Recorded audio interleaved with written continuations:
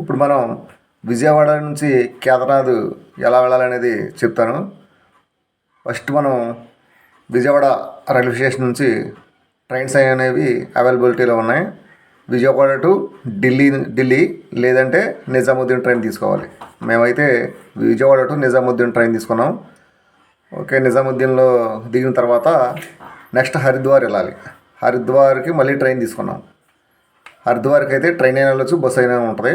మేమైతే ట్రైన్లో ఎక్కాం. హరిద్వార్లో మార్నింగ్ దిగిన తర్వాత హరిద్వార్లో ఫ్రెష్ అయ్యి కేదార్నాథ్కి మనకి బస్సు అనేవి ఉన్నాయి.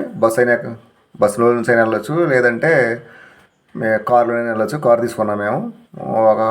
ఒక్కొక్కరికి వచ్చి పర్సన్కి వచ్చి 1500 వేసాడు. అయితే మేము కార్లో వెళ్ళడం జరిగింది.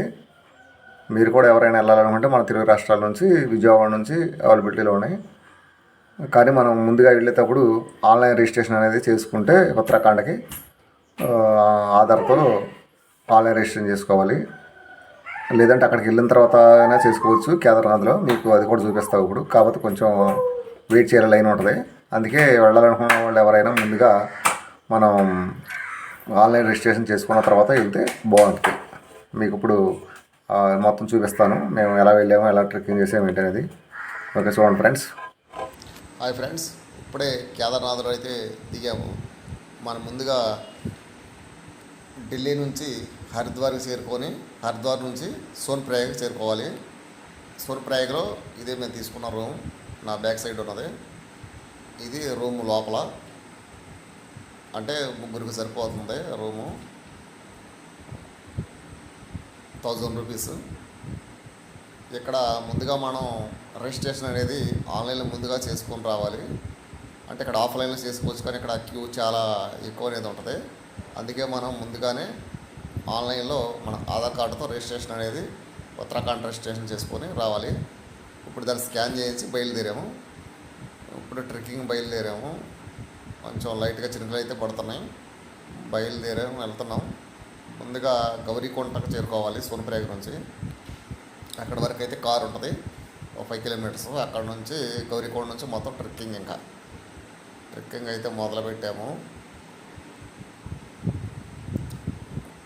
మొత్తం చూడండి వ్యూస్ ఎలా ఉన్నాయో.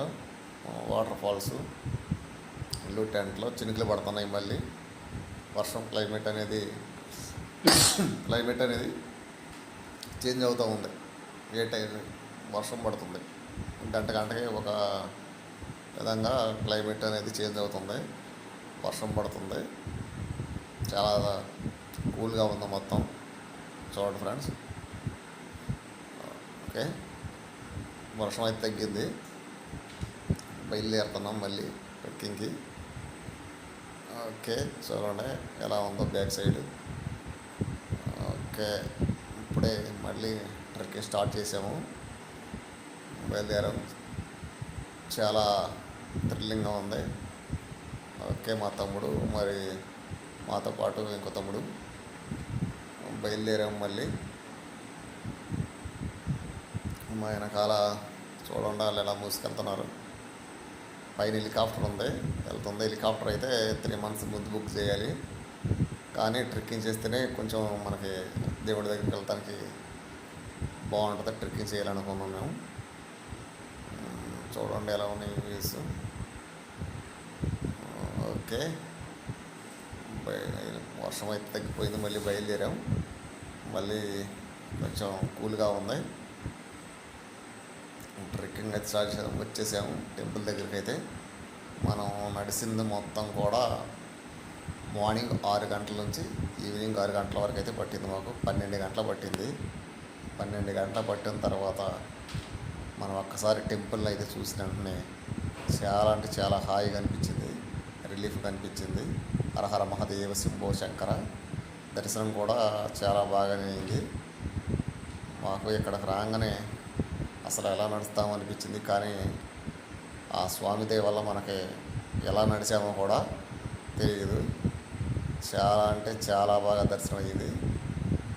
లైఫ్లో ఒక్కసారైనా సరే ఇక్కడికి మనం రావాల్సిన ప్లేస్ అన్నమాట ఇది, కేదార్నాథ్. హరహర మహాదేవ శంభో శంకర.